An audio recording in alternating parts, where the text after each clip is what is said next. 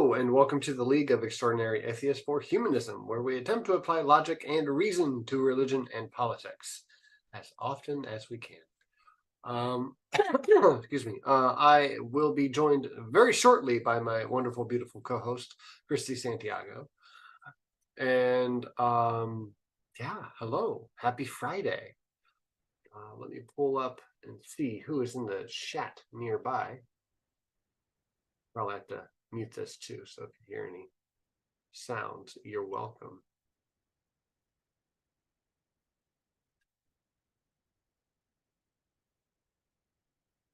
It's been a while. I'm going to wait for everyone to kind of join in real quick. Sorry we haven't made it the last couple of months. We had a couple things going on. But we are back, and we're here to cover the old news that hasn't really gone away. And that's pretty much the whole night, just everything that has been going on continuously. All right, who do we have here in the chat? We got Smitty on here. Good to see you. We have RB. Welcome. Robert X. Green hair Mike. Yay. Yes. I don't think I recognize green hair Mike, but I like your handle. And I hope you really have green hair. If you've made it a different color, I want to know.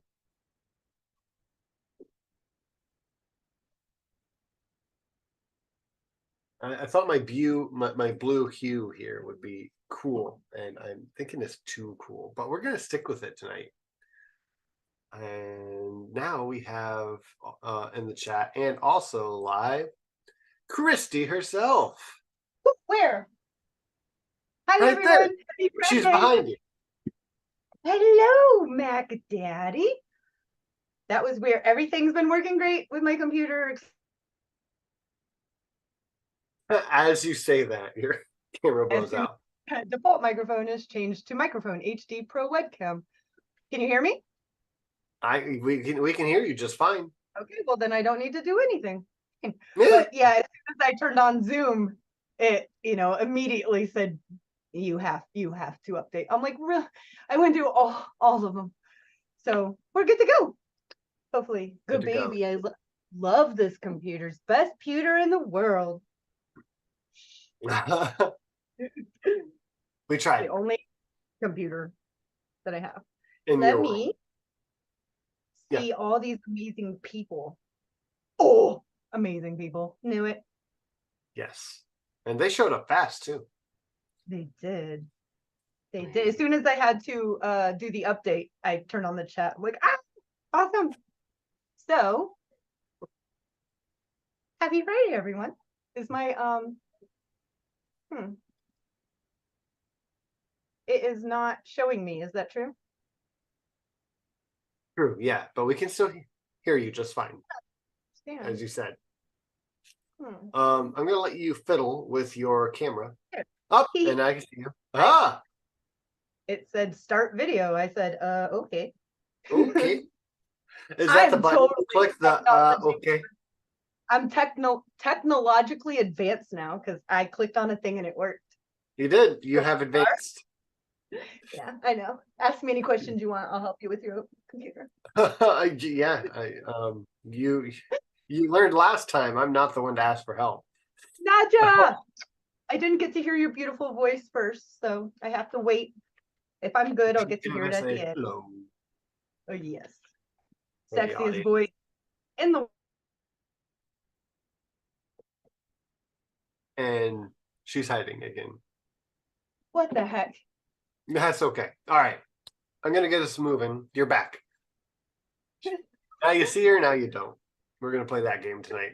So first story of the night is we have a Speaker of the House. Yeah, this is old news, but as I said, we're covering all the news that happened and hasn't stopped happening yet. And most of it is tragic.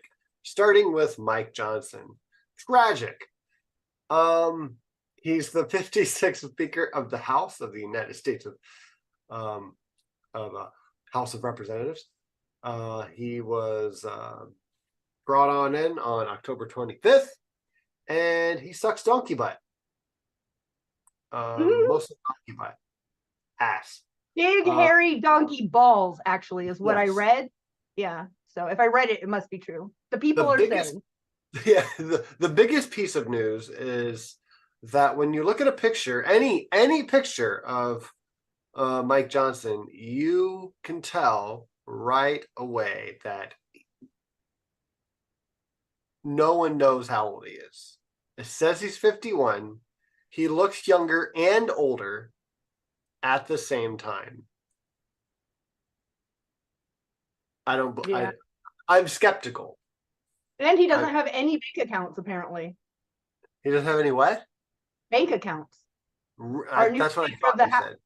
Yes. So they have to, because they work for the people, the way it is set up, they have to show a certain amount of things. Mm-hmm. And he has zero to show. Not a bank account in his name. Not a bank account that he has access to that we know of so far. Now, he could just say no and not be putting any forward, because it's weird. It's very weird. Yeah. Yeah. There's a lot about him that's pretty weird. Maybe he gets paid Jesus loves you. I mean, I really don't know. He gets paid Jesus, I love you. Yeah. I did good work today. Jesus loves you, this I know. And then he's like, oh, I'm such a rich man. I don't know. His 17-year-old son is the one who keeps him honest about his porn. So that, to me, as a parent, is fucking sick. I would never do that to my kids. A teenager is still a kid.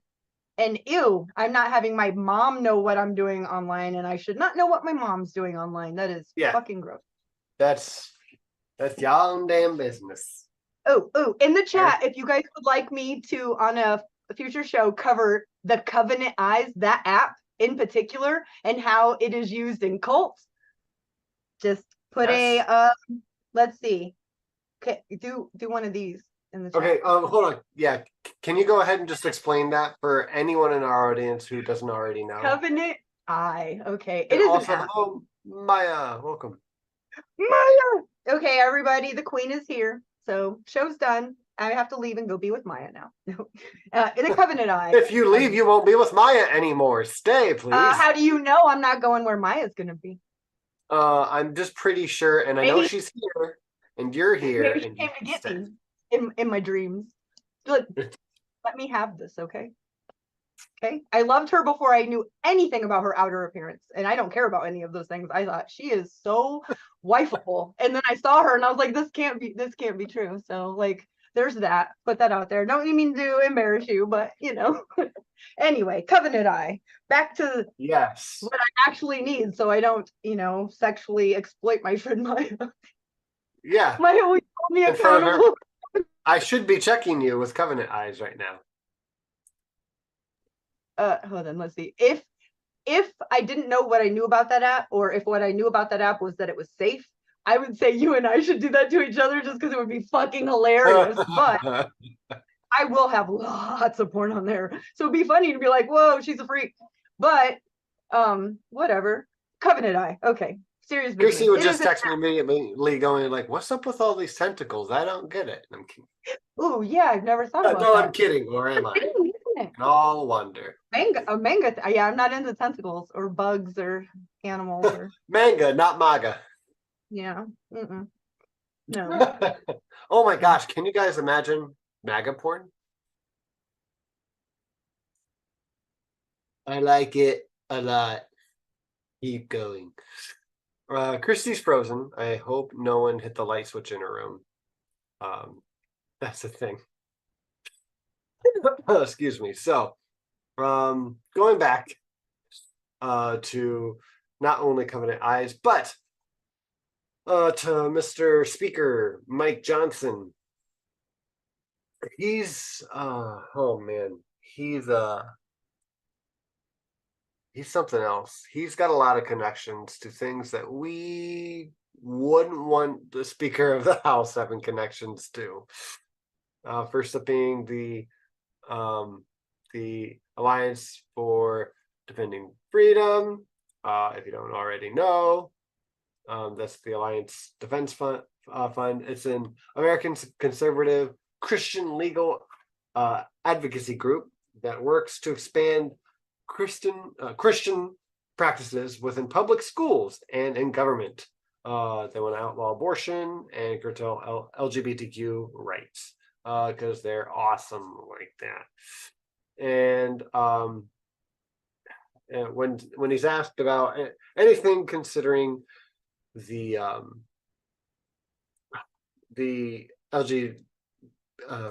LGBTQ community, he either doesn't have a good answer or he has a bad answer. He's just very non-friendly to that community.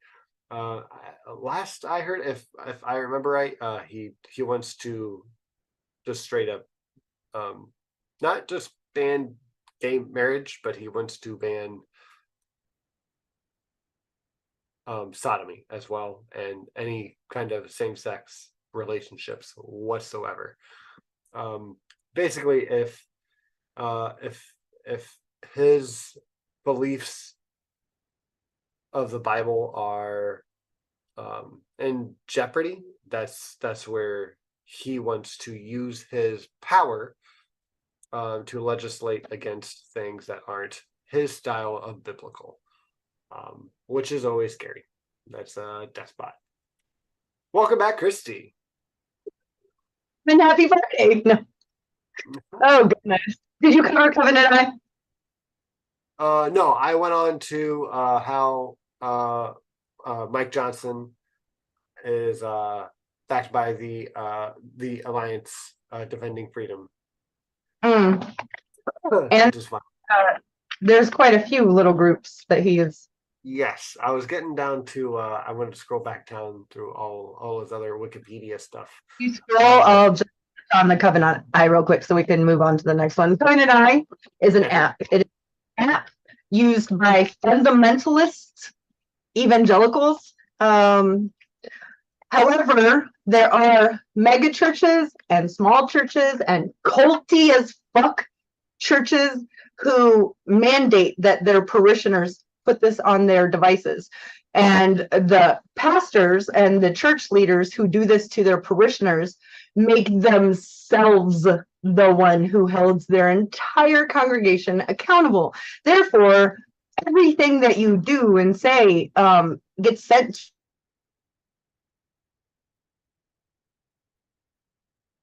It's doing it again. Yes, but I can hear you. Okay, well, that's good. So, I mean, think about how crazy that. I don't want to think about how crazy it is. Covenant Eyes is creepy. Your mic keeps cutting out now too. I'm not sure what's going on your end. Oh, excuse me. But yeah, no, this is a program that we should definitely cover more on. Again, I mean, she did say, let her know down below. Since 94, it's been green. Thanks, Mike, for elaborating. I appreciate that. Smitty says, I've seen manga porn. Yes. Why do you do that to yourself? Do you have to like hold on to sandpaper when you watch it? Just curious. Because it already sounds awful. Might as well make it worse. Hey, honey bunny sugar pie. It's a good sweet nickname. And Christy is gone again. I apologize, but excuse me. I'm gonna jump back over to the rest of Mike Johnson's fun things. The one I really wanted to get to is his connection to Ark Encounters. Yeah. It says down in here, also when Kentucky officials withdrew millions of dollars of tax breaks from Ark Encounters theme park in Williamstown, Kentucky, because Ark Encounter required park employees to affirm that they held young Earth creationist beliefs. Johnson represented Ark Encounters and its owner answers in Genesis in a 2015 federal lawsuit.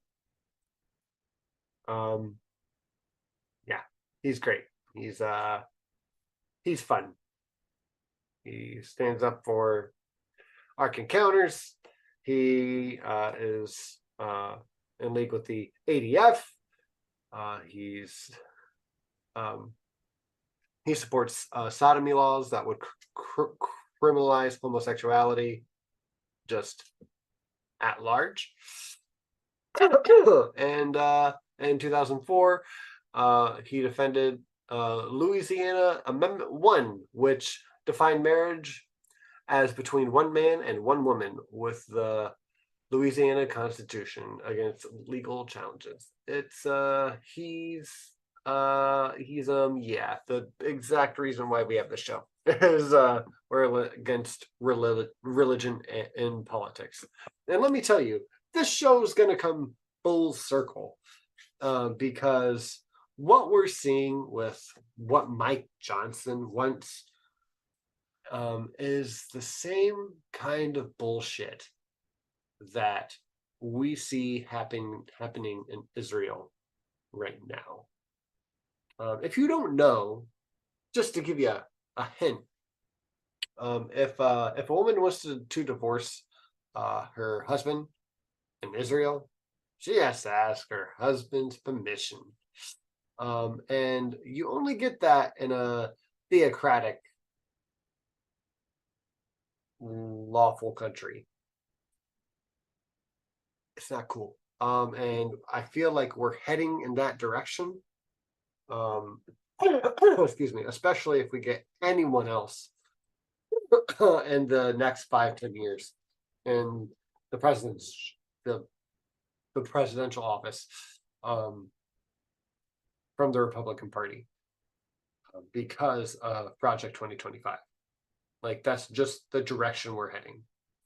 And that said, and I'm very much not a blue no matter who kind of guy, but I am definitely against religion and politics, which makes me have to, I mean, I already vote against the Republican Party because they're a bunch of fucking nutcases, but they're making it really hard to just like stay home, you know?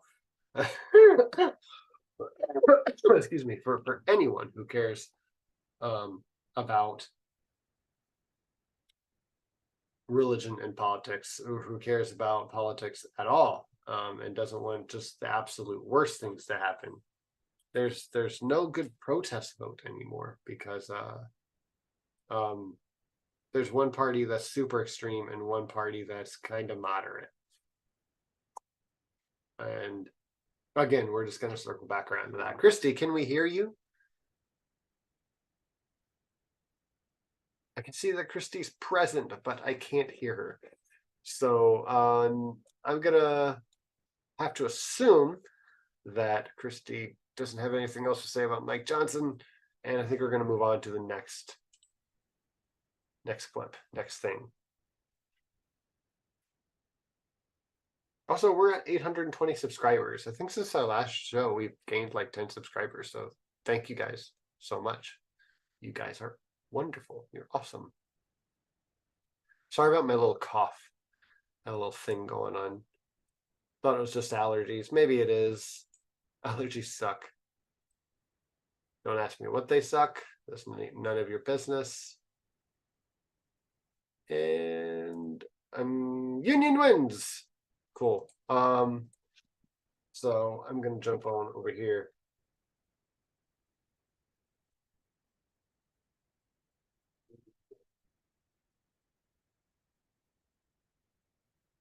Oh, excuse me. Okay. This is super exciting. This is something that's also that has happened a couple weeks ago. I'm sorry for not covering it sooner. But I am so happy with Sean Payne. That dude kicks ass.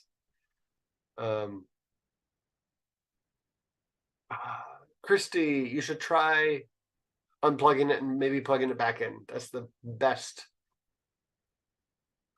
I can offer. I'm one of those people. Unplug it, plug it back in. Excuse me.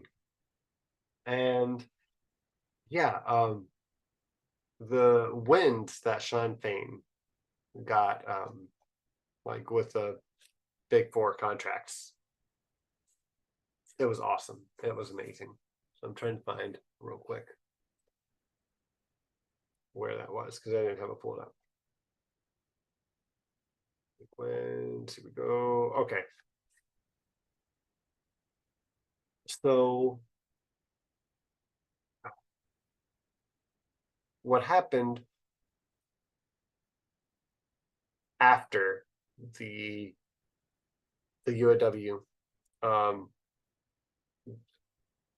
got some gains. First thing I kind of wanted to mention before I even find the list here is Toyota raised the amount that they were paying their workers. And they weren't even part of the strike. And that's awesome. That immediately shows that worker solidarity helps, and even like non-union or not the same union kind of like lines. This it helps workers across the board, which is freaking amazing. It's awesome. I was looking for just a chart and then I give me one. Super lame. Not as cool. Not as fun. Okay. So I'm gonna find a better one. Obstacles, it's not that one. I wanted to find the actual list of what they got. And I'm sorry that I didn't have it up already. So let's go here. There we go.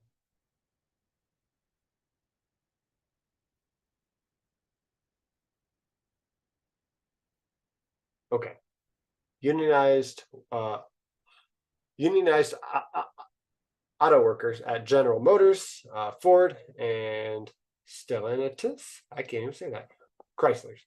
Have voted to ratify new contracts, finalizing wage gains of at least 25% over the next 4 years, according to the UAW's vote counts. The contracts reflect the biggest victory for the union in decades. At GM, about 55% of votes were in favor of it, but a sizable minority of workers were frustrated that the union didn't win back more of the benefits and perks that previous generation of auto workers enjoyed. At Stellantis, I think I said it right this time, there was more support for the deal, and with 70% voting yes as of Friday afternoon. With a small number of Ford workers still casting ballots on their contracts, which is broadly similar. 68% of the votes tallied were all yes votes. Excuse me.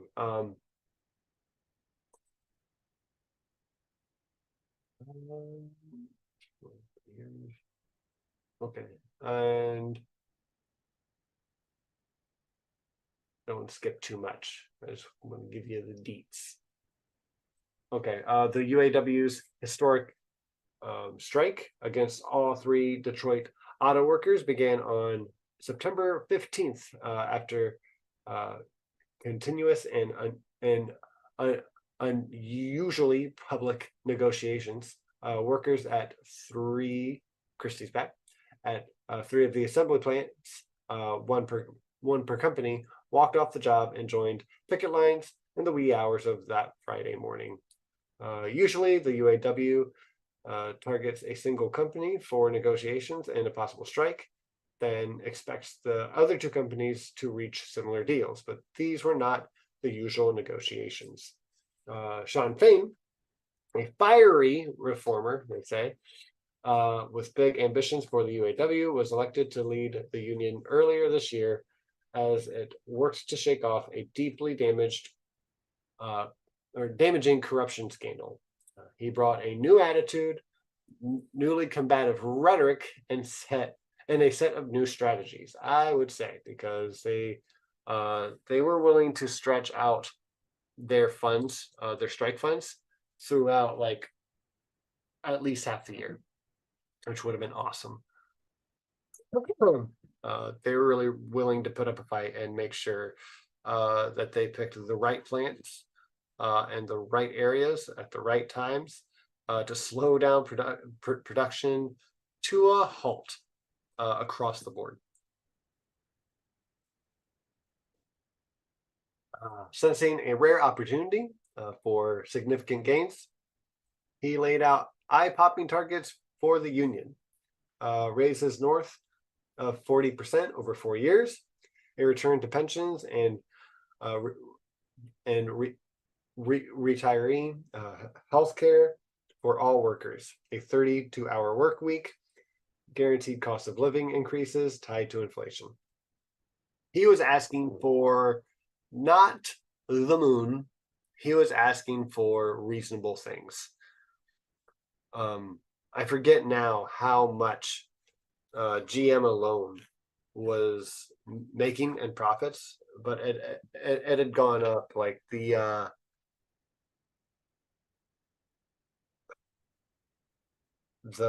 higher up managers of GM, I think, were making raises of over 40% since 2008. Their salary and their wages went up 40%. And so that's why Sean Fain was asking for 40% or more. He's just like, yeah, no, we just want to keep up with everyone else who got a fucking raise. and this is coming off of the crash in 2008, where the workers took pay cuts and cuts in their benefits to keep the company going, to give the company more profit. This is why we shouldn't do that as workers. Like, we should get more share in the company. It should become more of a worker co-op. If it can't go on, or they're not getting as much profit as in the company and its runners, the CEO and like the administration on the way down, if they're not keeping up, then they should just and like, if you want to ask for more from the workers need to have more say in the company, therefore kind of making it a worker co-op.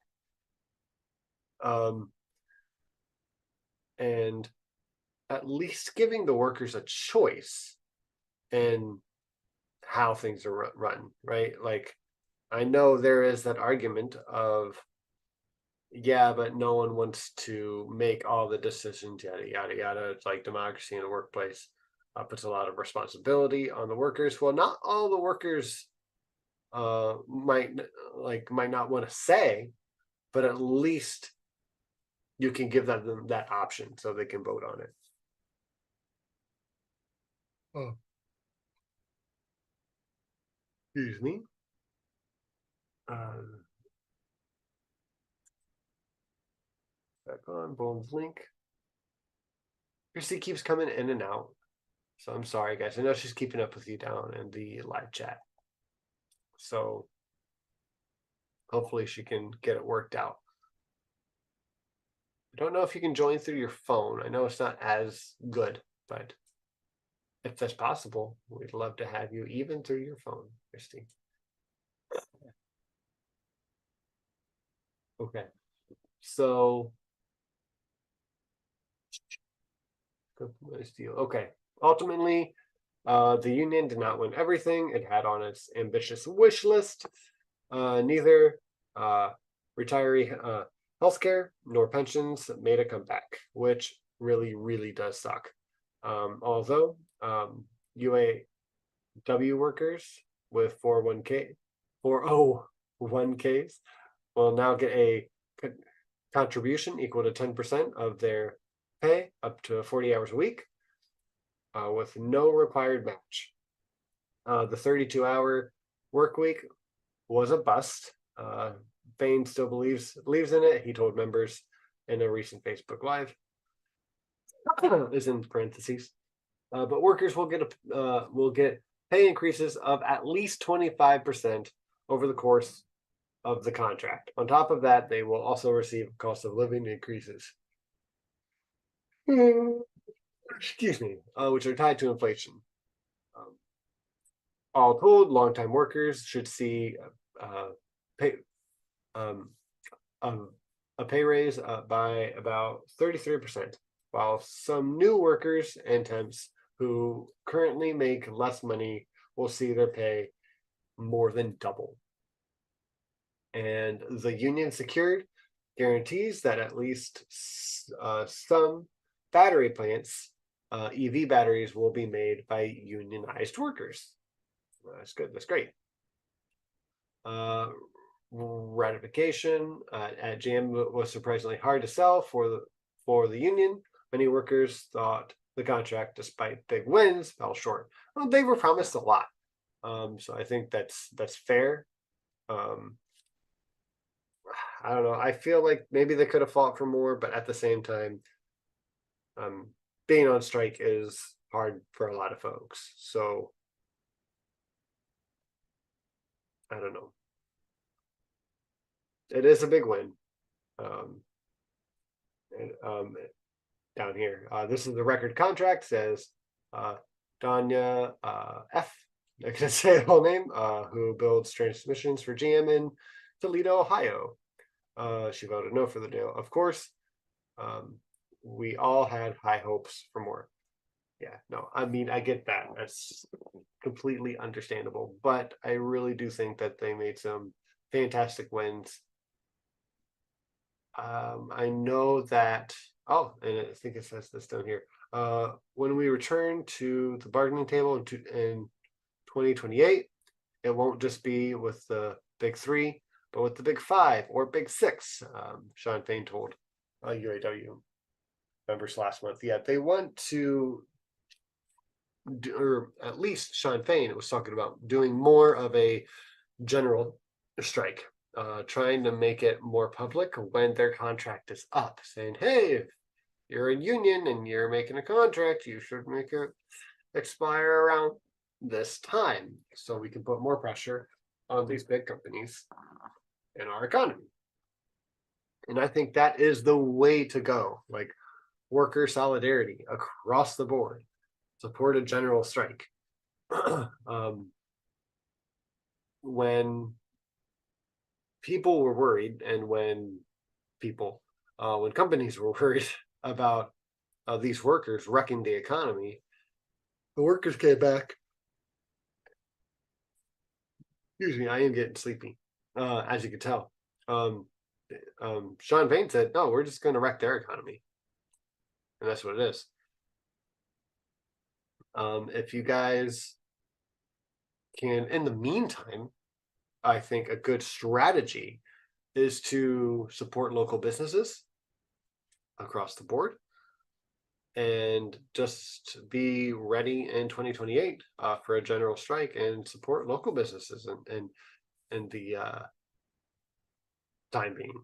And if things go flippity floppity at your local Walmart, and you see them striking with GM here in a few years, go to your local supermarket, up there instead, support them, keep that economy going. We need to help these mom and pop shops as much as we can, because they are dwindling away with the way that, like, we have huge industries and the factory making scene, and we have huge industries in the grocery shopping scene.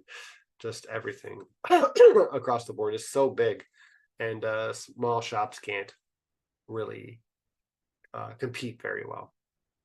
Mom and pop supermarket. Yeah. No. Smitty, what are you talking about? Yeah, no, I mean, I remember some growing up.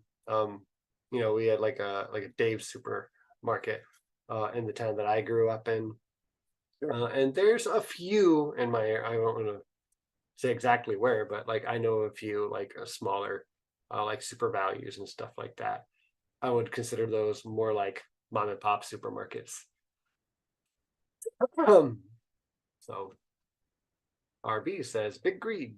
Absolutely. And greedflation. That's what you get. So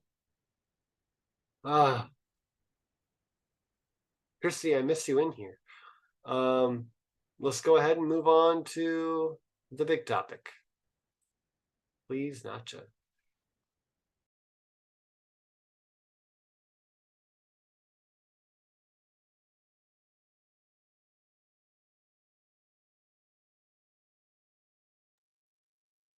I need a little more wine for this topic.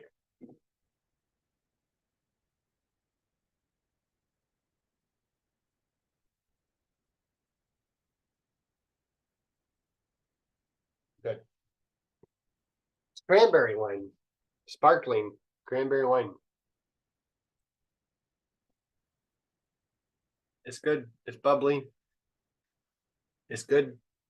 No, I said it twice. I meant to. Okay. If you live under a rock, that made me sad. You if you live under a rock, practically, not literally, because Israel dropped a bomb on your head, on your apartment building, you might not know what's going on. In either case, you might not really know what's going on.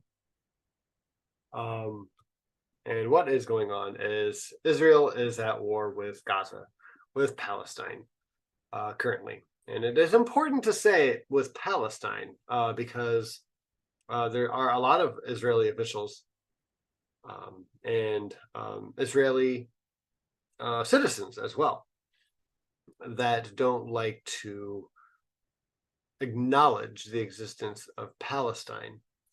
And there are a lot of people, mostly the officials and the IDF, that don't want to acknowledge the existence of Gaza anymore.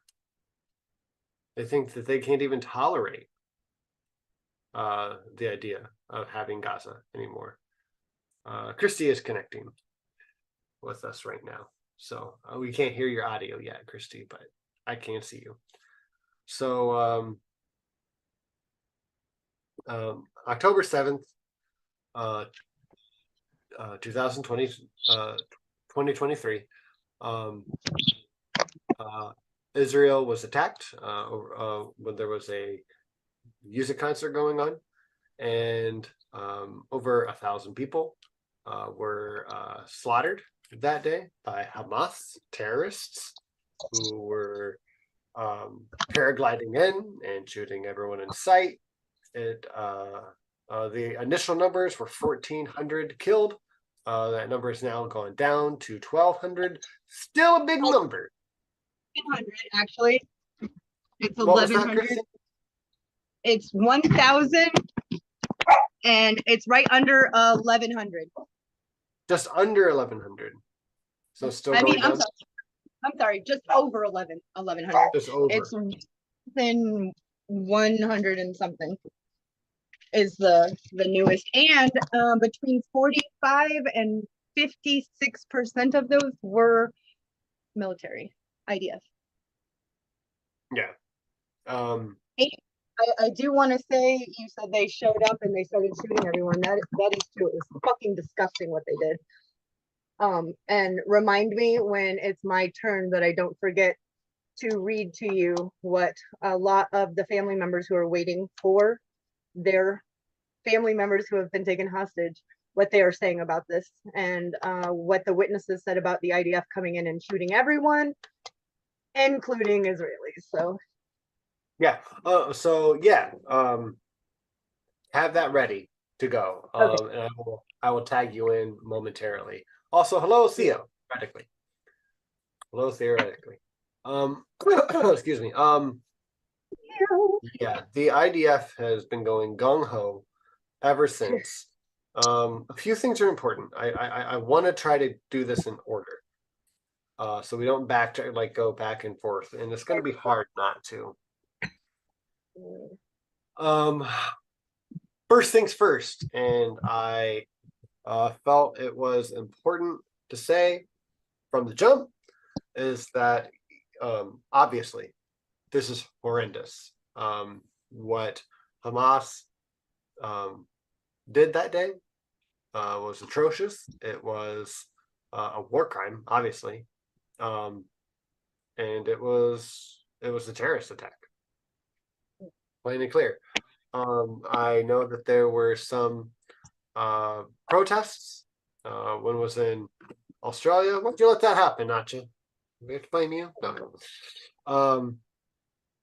That was very, very anti-Jewish, and there were a lot on the left who were saying this is what what looks like, Christy. This is what I want to say unsettlement, and that's not what I'm looking for at all. This is what decolonization looks like. Yes, that's what I was looking for. I'm glad the word came to me. Oh, excuse me. And look, I get why some people are saying that. Because it is so easy to answer in anger. If you've covered this topic a tenth as much as Christy and I have, I feel like it's really easy to just be pissed and be like, yeah, they had it coming. Like, that's a really easy perspective to come to. It's wrong. Can I add? Yeah, please. Can I add 2 cents to that? Yeah. So I am vehemently nonviolent. I do not, for myself and my ideology and my beliefs, I do not, like, if one of my daughters hit another daughter when they were little, I didn't smack them and tell them, don't hit your sister. You know, that whole like logic, stop hitting your sister. You see people in the grocery store smacking one kid because they hit the other kid. And I'm just thinking, I want to scream, you're teaching that kid through your actions that when you get angry, you hit. What do you think they're going to do? Now, I understand that is very, very small and individual. However, that logic carries over. And to that, I have to add that for 75 years, there has been an occupation. This is true. They, you know, the whole area of Palestine, Israel, which I think one state solution, side note, democracy for all, call it Israel, Palestine, Palestine, Israel, I don't care. However, when a people try over and over peaceful demonstrations and they get sniped and killed, every 2 years they mow the lawn. There is a video out by a 12-year-old boy. It's called Shouting at the Wall. I don't know if you've seen it. I shared it with you and Nacha in Twitter, or I will call it Twitter forever, and said, watch this now. It is, you know, I've seen 4 wars in my 12 years. The lyrics, this kid, it blew my mind. Tears, goosebumps. When a population is essentially nonviolent and has been trying for decades. Now, you got to understand, over half the population is under 18. They say 40% are under 16. So these kids haven't, you know, they haven't had to peaceful or fight or anything like that.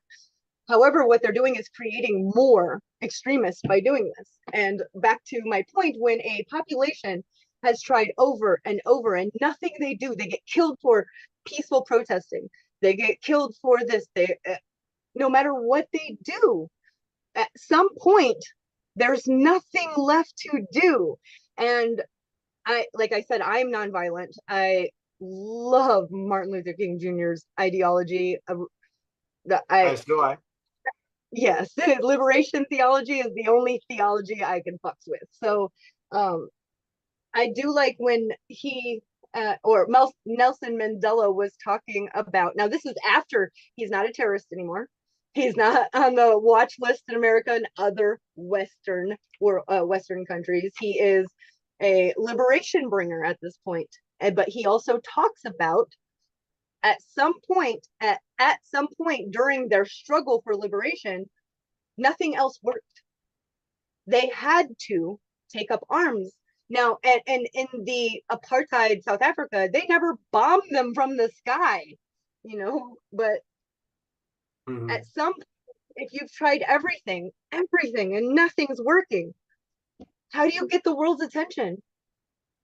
And I'm not saying I'm not excusing anything that anyone did on October 7th. Nothing. So I think we need to understand the context.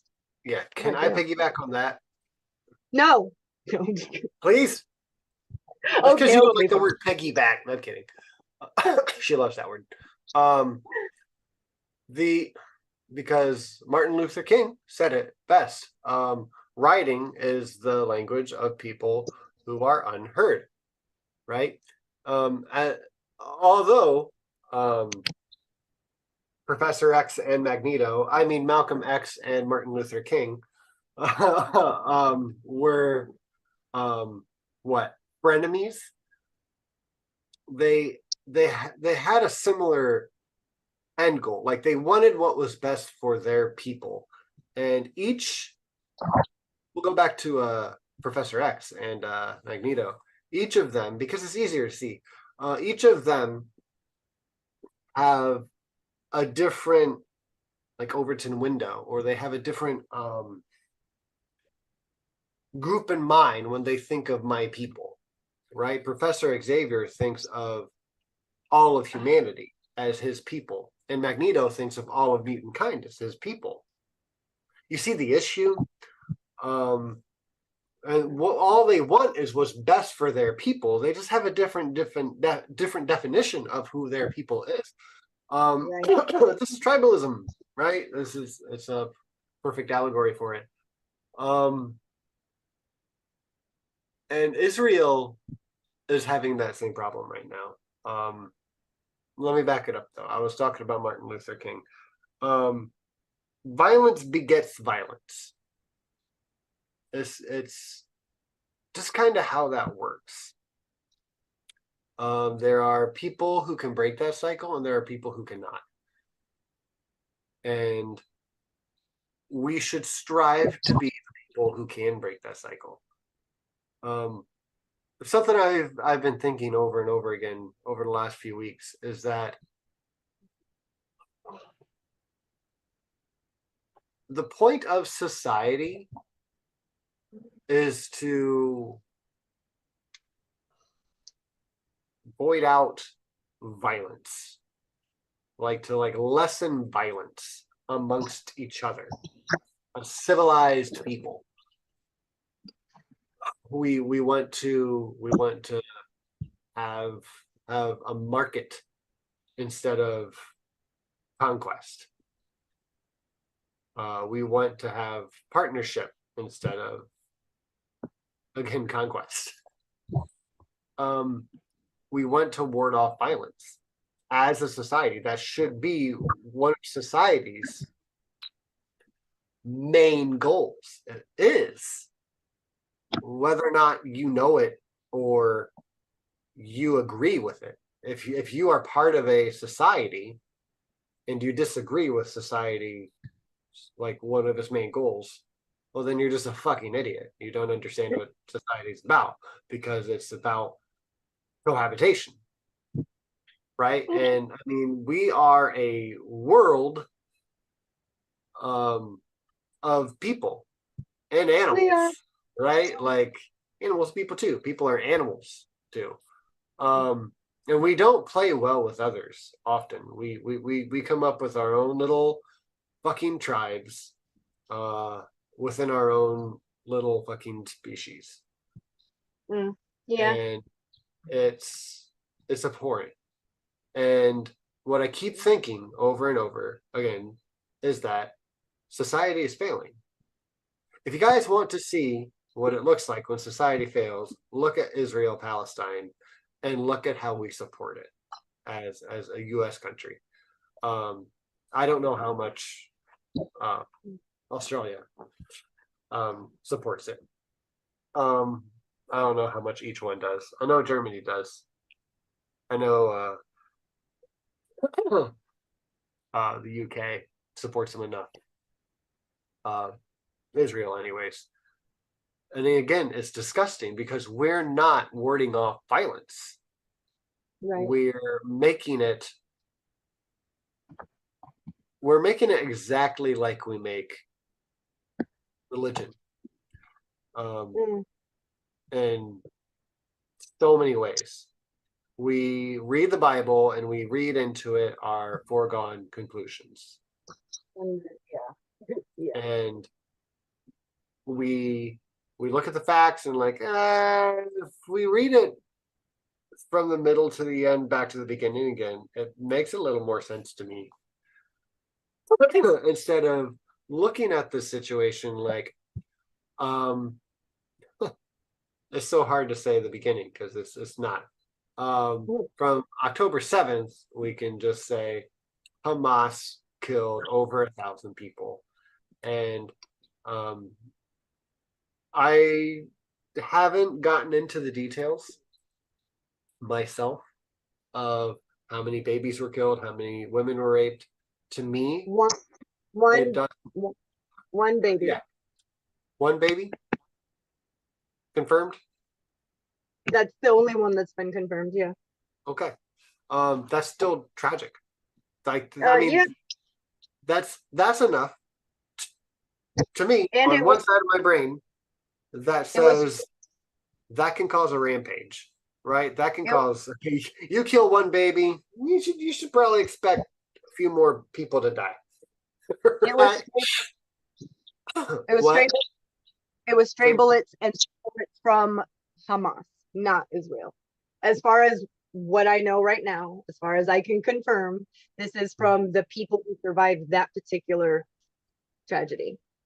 That they weren't shooting at the baby. Okay.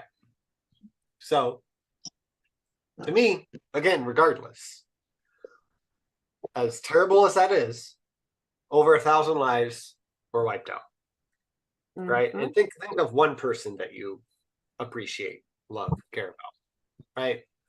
Over 1,000 of those, right? Because someone else cares for each of them. We don't really need to go in. We're a bunch of fucking humanists. We get what that means. We should know what that means. We should really care. So then, as of just this last post from Euromed, Human Rights Monitor, 15,271 people killed. That's 6,403 children, 3,561 women, 13,690 civilians. I remember like 2 weeks in, we had, I don't even remember the number anymore. 8,000 people dead in Gaza, 13 Hamas confirmed dead. I'm like, cool, that's a 99% civilian death rate. What date that you're talking about? Israel had dropped as many bombs in Gaza in 1 week as the United States did in the Afghanistan war in 1 year, and the heaviest year. Gaza is 141 square miles. Afghanistan is 252,071 square miles. It's insane. It's clinically insane. Clinically. I'm pretty sure Christy would disagree with this, at least to a point, and I would like to know to what point after I say it. Okay. Look, like if if we're gonna have this kind of carnage, right? If you're a country and your administration wants to commit these kind of war crimes, which makes you a terrorist, I am 100% on board without saying like allegedly. Like Israel, the government of Israel, it's a terrorist state. It just is. Yeah. You don't get these kind of numbers and don't earn the title terrorist state.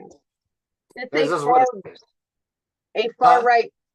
It's a far right theocracy. It's a. I mean, if anyone, someone I didn't know, someone I love, anyone came to me and said, or I just heard it somewhere, America needs to be for white Christians only, I would want to throw up, because that kind of ethno state, you know, ew, Yeah. and that is what it is. And we give them so much support. Why do we give them so much support when they are the number 4 military on the planet? Everyone, every Israeli has health care. Abortion care is health care there. You need no reason except for that's what I want. And it's all taken care of at the time of service. Education. If I converted to Judaism and called the embassy and said I wanted to move to Israel, they would pay for me to get there. They would set me up in housing. They would help me learn Hebrew. And now yeah. Yeah. This is like a war game for them, right? Just conquering this land. So to the point that I'm hoping you'll disagree with in friendly banter. If you're going to be a country that does this, and I've been thinking about this a lot recently, because I have to. I think how it should be done, and I think that the UN should do their best to enforce it, because I don't know how else you would try to enforce it. I think that whatever administration is okaying this, and whatever force, like the IDF in this instance, are committing these war crimes, you are practically signing a lease saying I'm willing to die for my country, and I probably should. So I think when the conflict's over, cool, Benjamin Netanyahu forfeits his life and his administration. If you signed on to commit these war crimes, thank you for your service. You get to die for your country, along with the ones that you ordered to go do this. You can die in solidarity, or you can be a conscientious objector. Yeah. There are rules to war. We're giving you a fucking license to kill people, right? We're giving you rules to go murder people you don't like. You can't even play by the rules of the game. Oh, then you don't. Right. Then you get to die for your country. I honestly think that this is a solution to not having numbers like this. They're going to be a lot. You would think if this was somehow enforceable by the United Nations or something, because they have no spine when the U.S. doesn't back their decisions, that the people calling these drone strikes and dropping bombs are going to be a little fucking more careful to maybe not bomb hospitals or hit refugee camps. Yeah, the whole democratic bomb nicer is disgusting. Bomb nicer. We'll get to that, but yeah. It's so please, can you comment on my thoughts on how to handle this policy-wise? Because I don't think the civilians of Israel should have to pay for their government's mistakes. right? I mean, I think if those civilians want to sign up to go commit these war crimes, then they can be part of that administration, and then I can hold them accountable personally, because you are signing on to do awful, terrible things that are against the rules of war. Then I think you're accountable, and you should probably, suffer the same kind of fate that you're making someone else suffer, who isn't actually against you. They're civilians, right? Yeah. You can't kill civilians.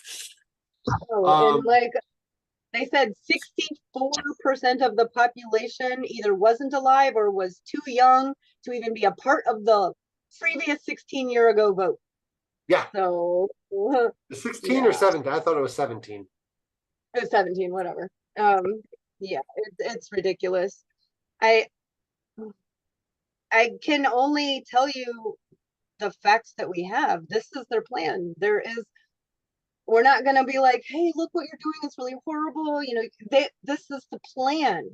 And to that, I want to add, this is from Zionism and Imperialism, The Historical Origins by Abdul Wahab.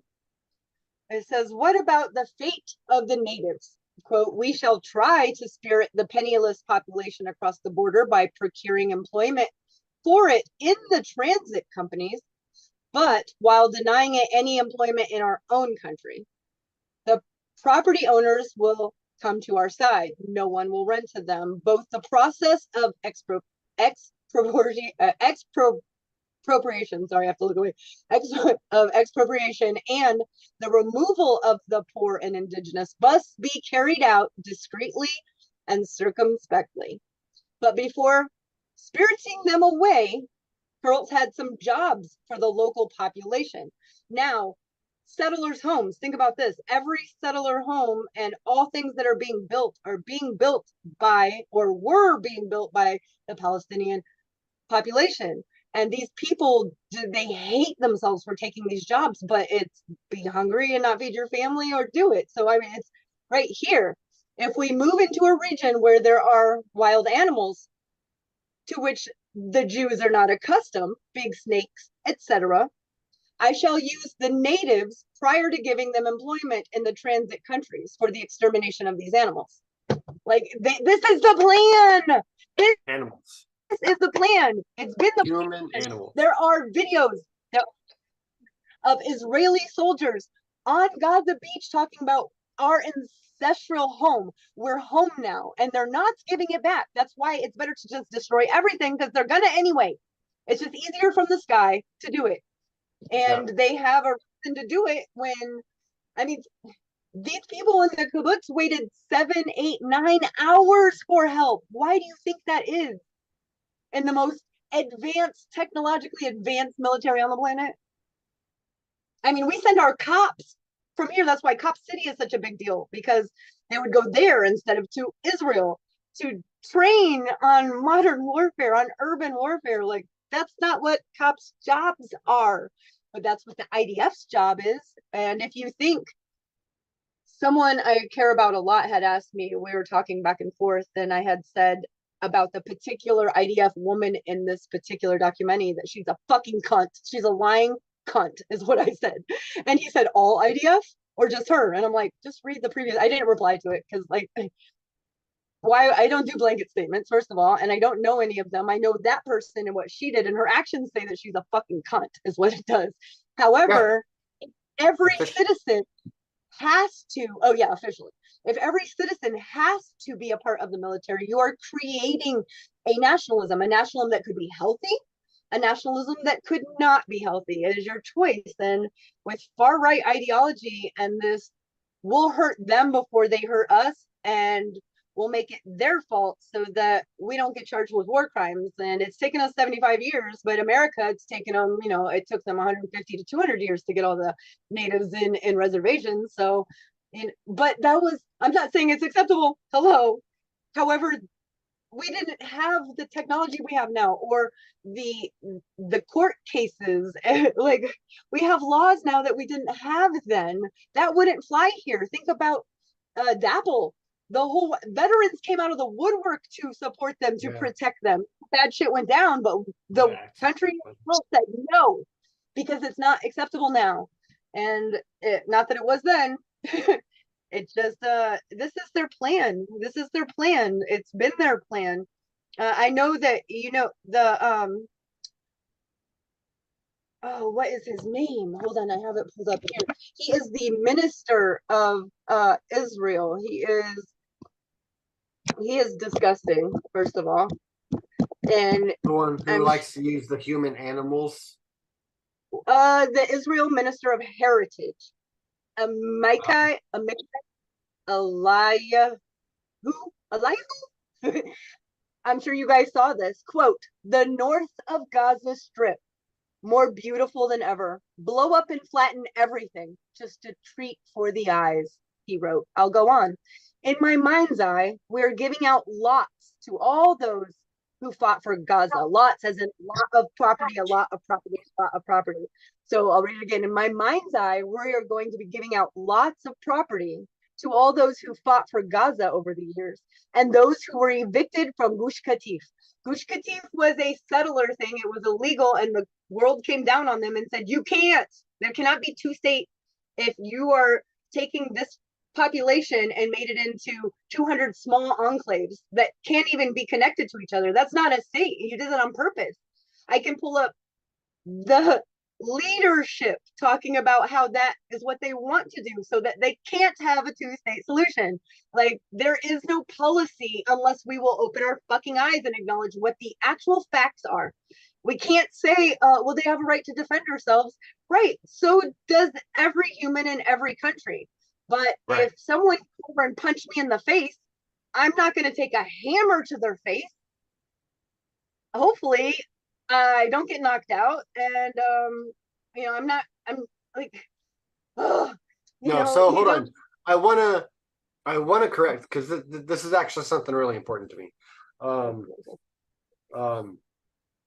This is one of those things that I actually brought to my dojo a little bit. I don't like to bring politics into my martial arts studio, because that's not what people are paying for. But I did have to have a talk about self-defense, because it's not this isn't self-defense, right? Iron Dome, that's self-defense. Okay. You know, watching, guarding your house, right, is self-defense. Someone punching you in the face and you going at them with a hammer, yeah, that's a good description of that's not self-defense. I mean, if they're still hitting you, it actually might be self-defense. Actually, if you are, yeah. But if you leave for getting hit and go home, grab the hammer and plan to go, you know, put them in the hospital, it's not self-defense at that point. Right, you know, no, or not anymore. Because your life's not in danger anymore. These people said things to hurt my feelings that I don't agree with, so I'm gonna go run them over with my car. That's not self-defense. Yes, I know. We get it. Being mugged 3 times and then deciding that you want to conceal carry from now on, that's still self-defense. That's fine. But I want to put into perspective a little bit better Christy's point of view of getting that punch in the face and what Israel's response is you get punched in the face and then you go home, you grab an AK-47 and shoot up that person's family reunion. Yes, or the wedding. A lot of it overkill. And it's not self-defense. All of a sudden, no one gives a fuck that you got punched in the face. Yeah, it's terrorism. Like, yeah, it's just terrorism. Like, it's just not self-defense anymore. Israel has the right to defend itself. 100%. I agree. didn't defend itself. Hours and hours and hours went by, and then they came in and just annihilated everything. However, I cannot. We won't know. We won't know what happened for a long time. I'm just saying, it's going to be a long time until we actually know demonstrably the facts on the ground from today. I'm just saying, if that wall on the southern border, which I've never been there, I can only go by video of journalists of the Great March of Return, video of Israelis visiting their American Jews, visiting their Americans, Christian, visiting their. There are so many IDF on that wall. Like I just I don't know. I mean, you can't be shooting out. I mean, it's, but yeah, no, it's the whole thing just makes my stomach sick. Here, this nice small group that we have, yeah, 820 people or 8 who are watching now. I get it. We're preaching to the choir here, right? But again, what I try to do, at least a little bit each show, is give you at least a little nugget that you can share with your friends and family who are a little bit illiterate in a topic that we're talking about. And this is one of those things. If a shooter goes into a Walmart, shoots up a bunch of people, including someone in your family, whether or not that shooter's killed, you go to their family reunion and slaughter everyone. You are just as bad or worse than that shooter. Playing this horrible atrocity, these terrorists. Right, I agree. Is fucking disgusting. But we're gonna hold my beer. Yeah. So remember, two things can be true at the same time. Hamas is a terrorist organization, and Israel, government of Israel, and the IDF is a terrorist state. Is what it is. And if you don't like that fact, you best start cleaning up and making apologies. It's not going to make you less of a terrorist state, but you can stop being more of one. You can do that. Don't know what Hamas is going to do. We can't control them. But we can look.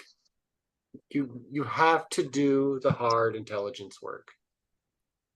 Yeah. Sending special ops. You need to help the Palestinian people. The UN needs to help the Palestinian people.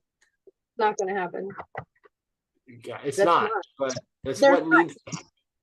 They're not human to them. They've been dehumanized for 75 years. They are not worthy of that type of justice. They're just human. Not.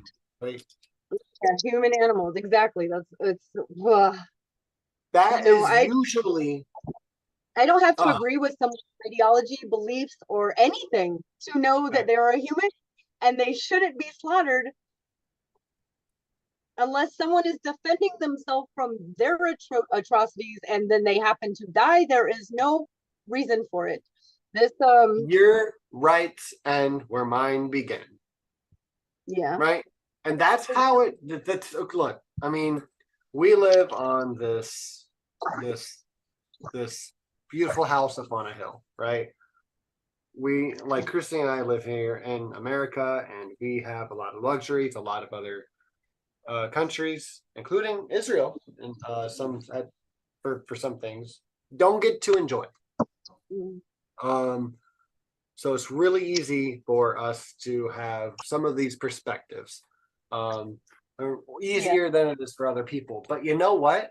Just because it's easier for us doesn't mean it doesn't make it wrong, and it also means that we need to hold true to those things. Like if we want to say we're the greatest country in the world, then we need to have more perspectives like this.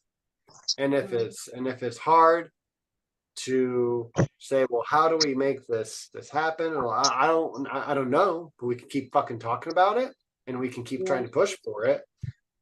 But we can't just fucking ignore it, because that's what a lot of even Americans are doing. They're just ignoring this problem, or saying, well, Hamas had it coming. Yeah, Hamas has this coming, but not the Palestinian people, the citizens. I don't know if I believe that anymore. As far as had it coming, it's not a military. They don't have a military. They are a militia group from a oppressed group of occupied people. Now, it doesn't mean that they're right. It doesn't mean that their actions are okay. But violence begets violence. Understand the situation, to step out, because it's fucked up. Okay, just show you how fucked up. When we were going to cover this, like the Friday after Hamas, and then something happened. One of us had to, which we couldn't do it. And then within the next 4 days, Mac had messaged me out of the blue and said, so it's okay to say like Israel's a terrorist state, right? And I had a message written out to him that I hadn't set, because I couldn't even keep writing it. I kept crying. Within the 3 days before that, I'm watching the news, I'm reading the news, and I couldn't even breathe. I mean, there's a point where I was like, oh, they're just annihilating these people. And I thought, oh my God, I can't talk about this. I can't talk about this. This is, and I told Mac, and then my computer for the last show. And I'm actually glad that I've had time to educate myself, to talk to Palestinians, to talk to Jewish Voices for Peace, to just, there is no reason to not have a ceasefire. There isn't, unless they're not going to anyway. And they're not going to anyway. They're not going to. They dropped leaflets in the last 24 hours on the South, telling them to go further south, because they're going to do the same thing there that they just did in North Gaza. That's it, you guys. We're watching a ethnic cleansing of the most atrocious. I mean, it's just that I did hear recently. We know power corrupts. We talk about this on our show, and between us, power corrupts absolutely. However, I have a new perspective.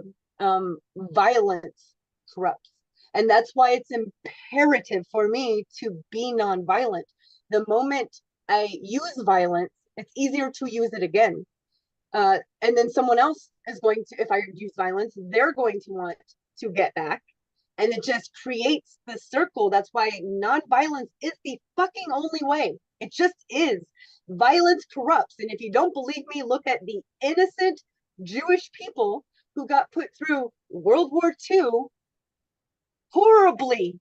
I mean, we all know it's just blah, what had happened. Those same people, those victims of those atrocities, are doing those atrocities to other people because violence corrupts, period. And I heard this from an educator who was talking about, I will actually post underneath this video. It is her very first YouTube video ever. Many times during it, she goes, why am I doing this? This is probably a really bad mistake. But she's an educator, and she is an educator on resistance art. Like, what? That's amazing. And she is a Jewish woman wearing a keffiyeh. And she goes into like, this is so important, I needed to talk about it. And the whole video is on trauma and how power does corrupt, but violence corrupts. And if you don't believe her, just watch. Like, it is so good. It's over an hour, and she has a cat that keeps getting in her lap. So at times when you're like, oh, this is hard, the cat makes it all better. I cannot wait. Yeah. I subscribe, and I cannot wait for more of her videos. I will put it, like I do, in the comments underneath for everyone who, to be able to watch that as well. Right. Violence corrupts. We're watching it. And our country. I would like to have a larger conversation on just violence in general. I wonder if we could get her. That would be amazing. Since we might be able to get her on since she just started. That would be wonderful. Yeah, you should ask her. Excuse me.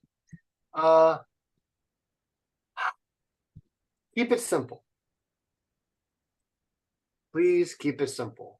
for your friends and families and acquaintances when you I talk have about some this topic? Yes, what you're talking about right now. I have something for you to use. We're talking about this topic. It's very easy. Be like, I don't want violence. Thanksgiving's coming. I don't want to talk about violence. I do understand it is huge. And when they say, well, Israel has a right to defend themselves, say, okay, Israel's over here. Let's talk about United States. There is a bad guy, a terrorist even, in the Empire State Building.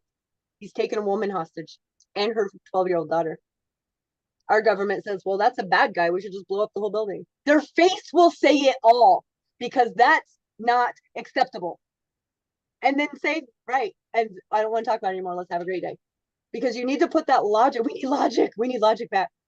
We would never do that. We'd never say, oh, there's a bad guy holding that girl. Like, we wouldn't do that. It's not acceptable. Yeah. So no, it's not. It's not. And that's the kind of simple we need to keep it. Right? I mean, Israel has the right to defend itself. Yes. Unequivocally, yes, it has the right to defend itself. And would you like to talk about all of the offense that it's doing? Or would you like to talk about the Empire State Building situation? Or a shooter at a school? Let's blow up the whole school. Sure, so if you can do that, we'll take care of it. Keep it simple. We need to be, okay, look, we're right. We have the right perspective on this. This side of the left does. And that's what we need to do. Is just simply be right about it. We have better communications than we ever have. And we need to use it and just say, hey, what Israel's doing is wrong. And this is why. Any questions? Right. And we just need to be on repeat all the goddamn time. All of us. And that's what we need to do with all of our issues. We need to fucking keep it simple. But this is a big one. And this one is costing lives every day. And we need to not be quiet about it. You don't have to go start every fucking fight. Don't quit your day job. But when it's brought up, you can bring clarity to every conversation. It's not hard. This is easy. It's just disgusting. That's what it is. I agree. And I want to agree with some of the IDF officials that Palestinians are human animals, but we all are. I usually look at that as a humbling statement. We're all human animals. So if that upsets you, as it did upset me because context is everything, right? But also fucking remember that, like, we really all are, and no one's better than anyone else, and we need to fight for life because everyone only gets one. Only get one. So we're gonna keep trying to echo that. Yeah. Because a lot of people are needlessly leaving their or losing their one shot at this life. Yeah, it's logic. Logic's out the fucking door. You know, I do feel though a big difference as far as I was an adult per se when Iraq and Afghanistan and 9/11 I was, but these marches that are happening now would not. There were people protesting. There were. Noam Chomsky lost his job. So many people lost their job. We're seeing that same thing again. We're seeing this narrative be pushed. Anti-Semitism is anti-Zionism, which no, not at all. Jews who are not Zionists, and I know more Christians who are. So, you know, don't get it twisted. And I don't have to agree with your ideology to acknowledge you're a human and deserve human rights and dignity. So I'm just saying, if people are different than you, that's not bad or good. It's just different. And if you don't want to know them, don't get to know them. Like you don't have to bomb them. However, that's neither here nor there. That's my idealistic heart talking. That's not how the world works at all. If you've seen any videos 10 years ago, 15 years ago, 8 years ago, 5 years ago, 4 years ago, 2 years ago, 20 years ago, any documentaries whatsoever on this conflict, the way they are treated are like they are not even second-class citizens. They're like, oh, you're a pedophile murderer, like just disgusting. And then put that in the mix, and then put God chose us and this land for us, and you're here in the way on top of that. And that's why magical thinking is dangerous. And it's unfortunate that our nation, look these words up if you don't believe me, our president right now is on record saying Israel is so good for the United States, not who's in leadership, not who's there. Israel's location and what it can do for us is so good for the United States. If it didn't exist, we'd have to invent it. And he said this way before he was president. And then again, within the last, I want to say 18 months, maybe 2.5 years. Yeah. So, and he's not the only one. I mean, people say we give too much to Israel, we give more to Egypt. Honestly, yeah, we do. Yeah. We give more to Egypt, right? I would love for a time when our nation's ideals and beliefs were something we actually literally put our mouth where our money is. And literally, like, oh, you don't agree with these things? Women can't do this. Yeah, I'm sorry. We'll help humanitarily, but we're just not going to write a check for you each month. Like, you have to come to compliance, human rights, Yep. Yep. Yeah. Just mouth where money is. Remember that this is easy.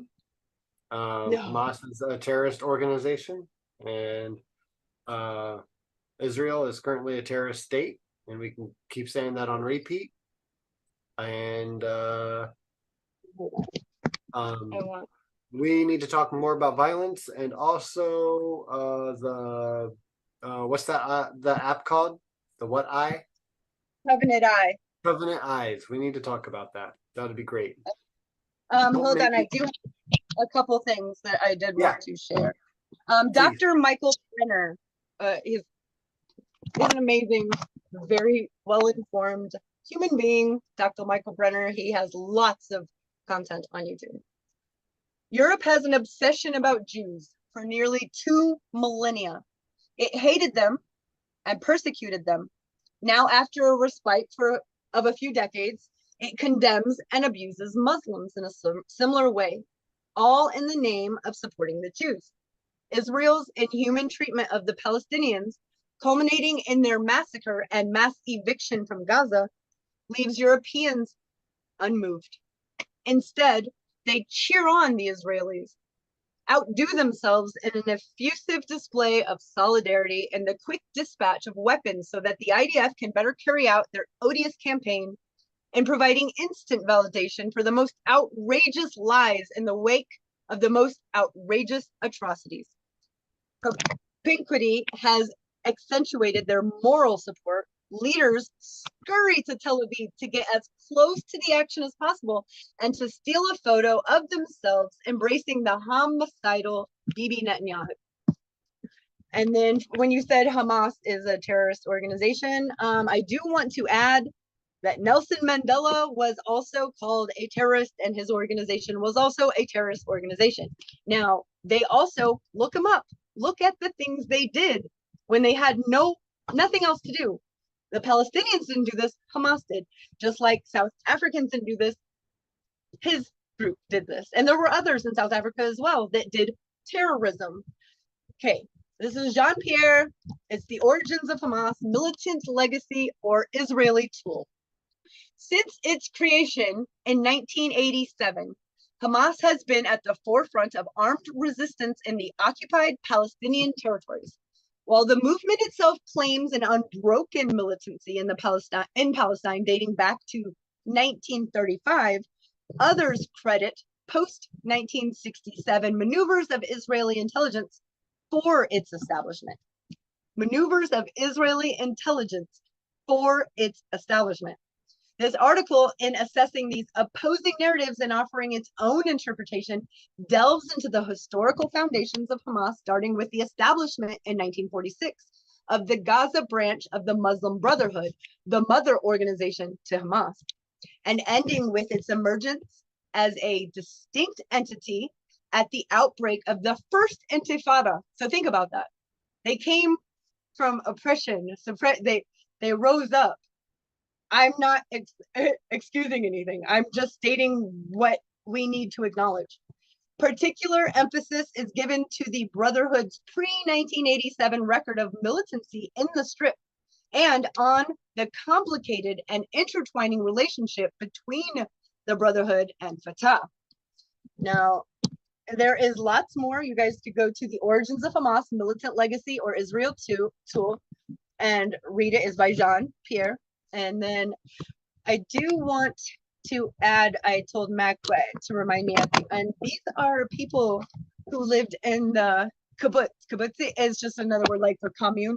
These are lefties, peace people who went out and they all live, you know, it's as far as Israel goes, this is about as far left as you'll get is a lot of these people. And this is a Haaretz article. Most recently, Nir Hassan returned to Be'eri and interviewed a local resident named Tuval, who was lucky to be away from the kibbutz at the time of the attack, but whose girlfriend or partner was killed. In Hassan's October 20th Haaretz article, he reports, and I quote, "His voice trembles when his partner, who was besieged in her home shelter at the time, comes to his mind. According to him, only on Monday night and only after the commanders in the field made difficult decisions, get this, including shelling and bombing houses with all their occupants inside in order to eliminate any terrorists along with hostages, did the IDF complete the takeover of this kibbutz. The price was terrible. At least 112 Be'eri people were killed. Others were kidnapped. Yesterday, 11 days after the massacre, the bodies of a mother and her son were discovered in one of the destroyed houses. It's believed that many more bodies are still lying in the rubble. Were they killed by IDF? Like, there's rubble. So think about that.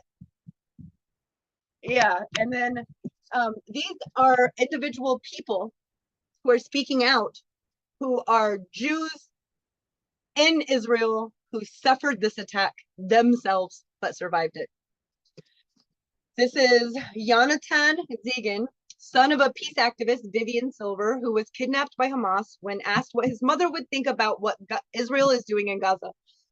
Quote, "She would be mortified because you can't cheer dead babies with more dead babies. We need peace. That's what she was working for all her life. Pain is pain." This is Yotam Kipnis, son of Terry Kipnis, murdered by Hamas, and LEAH Kipnis, currently held hostage in Gaza.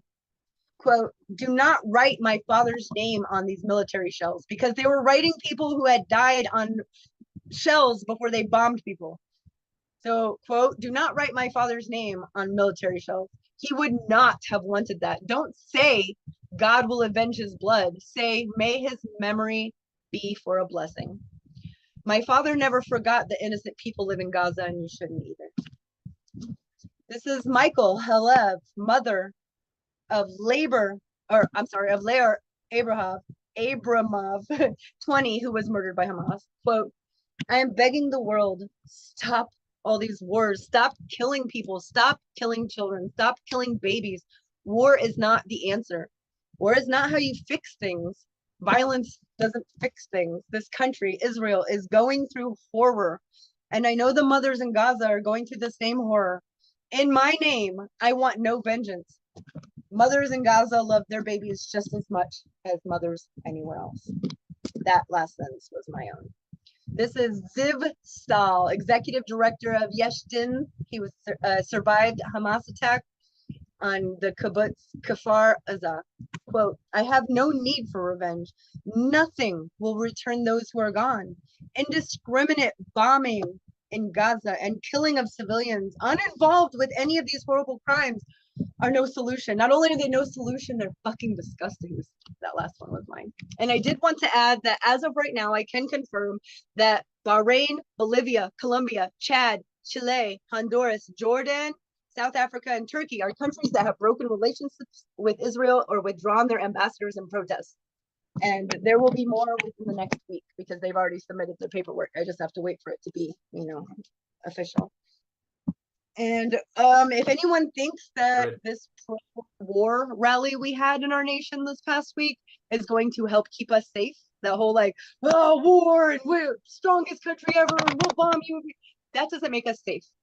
We know this because not only is blowback a term, it's a well-documented term. It's a documentary. It is a CIA secret service. Everyone knows about blowback. There's even a podcast called Blowback, which is my favorite podcast. So just in 40 attacks on United States forces since October 17th.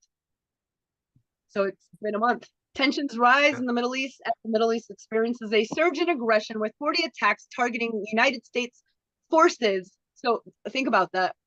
40 attacks on U.S. forces since October 17th. The latest incidents unfolded overnight at the Erbil Air Force Base in Iraq.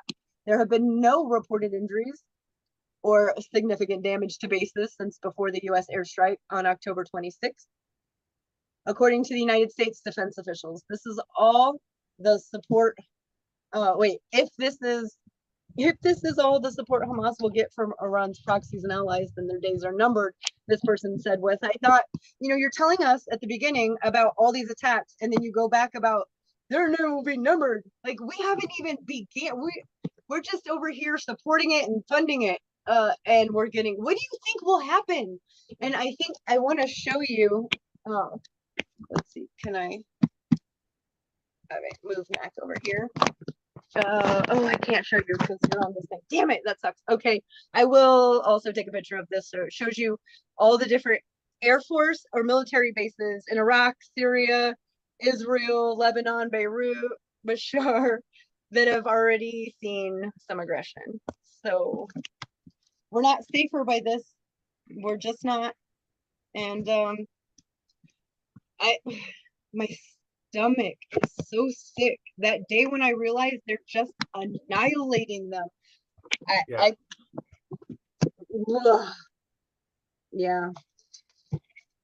put out know posts right away, trying to ramp things down, and I got some pretty good responses from it. But I mean, if you're against the ceasefire, that means you're pro-war. Yeah. Those signs at the pro-war rally, let Israel finish the job. No ceasefire when Van whatever was talking. The only guy who said, I don't agree with any violence and I don't think we should hurt Israel. I don't think people should hurt Israel and I don't think anyone should hurt Gaza. The crowd booed and started chanting in unison, no ceasefire. No, what? He's just saying that he doesn't.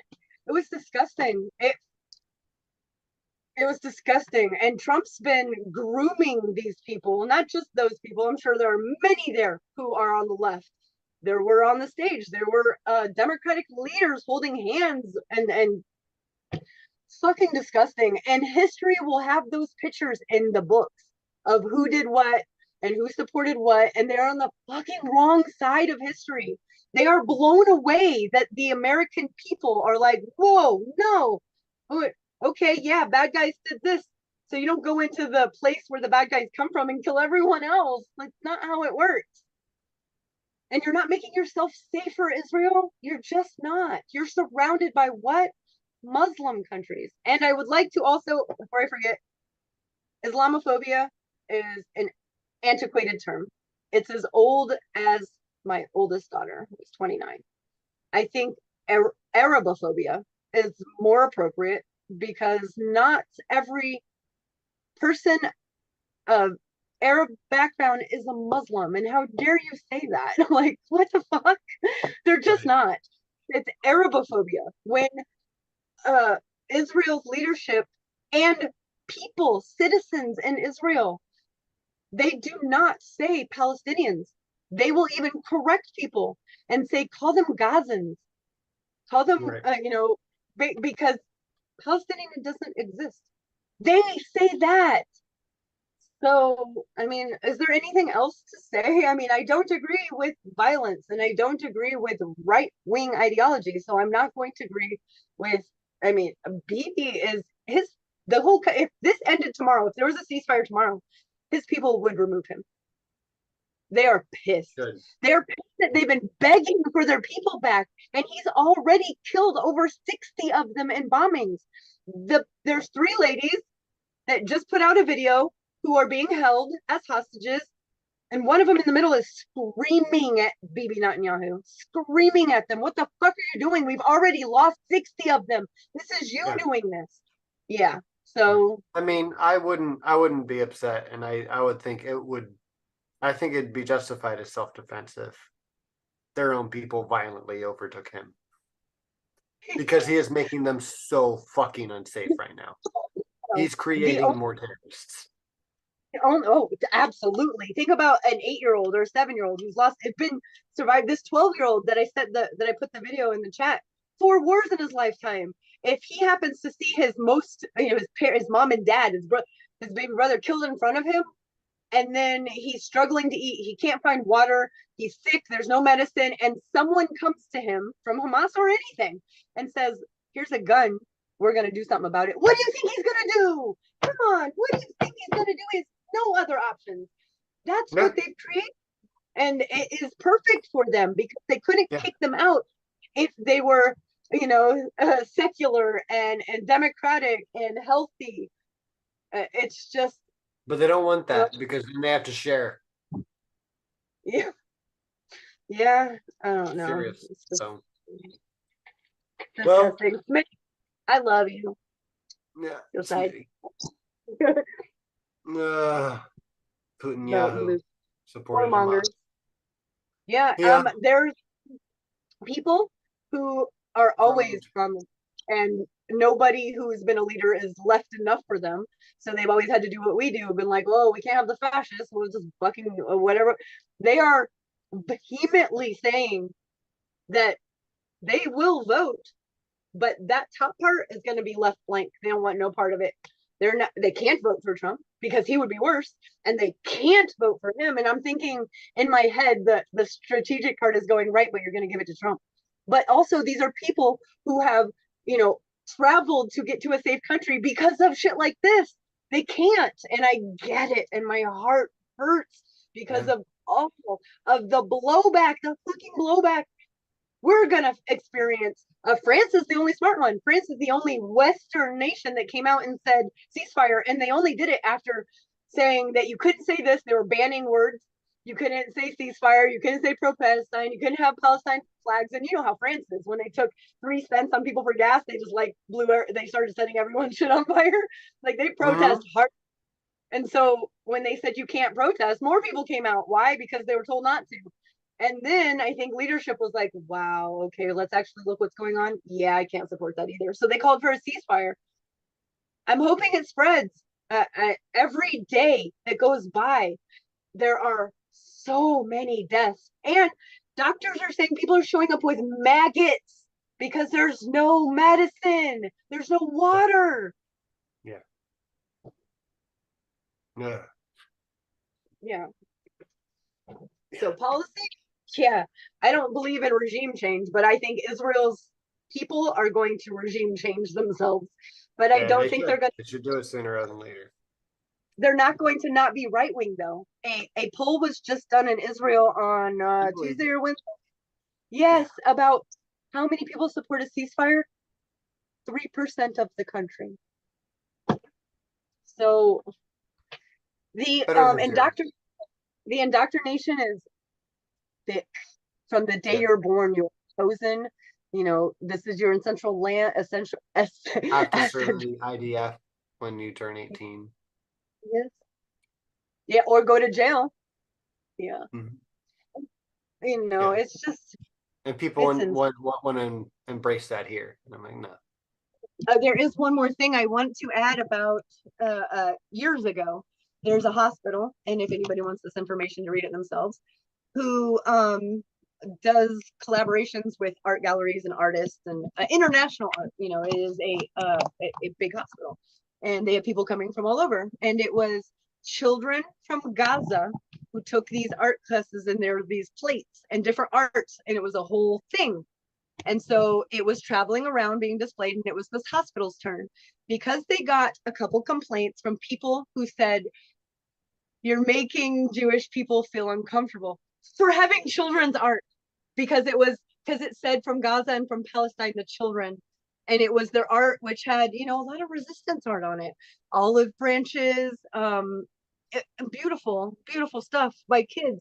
They even went on to say that they don't think children did this. Professional artists had to do it, and you're making us feel uncomfortable. And then I want to, let's see right here. There's just a lobbying group that said that. It wasn't even Jewish people. Right, it It wasn't said even that Jewish. you're making our Jewish patients or Right. something uncomfortable. Frank Owens to that hospital removing everything after that Yeah. post. If you feel vulnerable and victimized having to look at a display of artwork by children from Gaza, imagine how those children feel when an Israeli soldier is pointing a gun at them. And then they finished it with, "And get over yourself." And then it was, "Jewish patients have approached UKLFI," that's the organization, UKLFI, "for help." That's what they said anyway, saying that they feel vulnerable, harassed, and victimized by this display of art by children. It seems incredible that Chelsea and Westminster Hospital would choose to link up with schools from Gaza where anti-Israel propaganda is rife. No, you're the hateful fucking bigots in this situation. But I mean, it just goes on and on. I do want to state for anyone who's never been here before or is just coming on this and is like, "Oh my God, she is anti."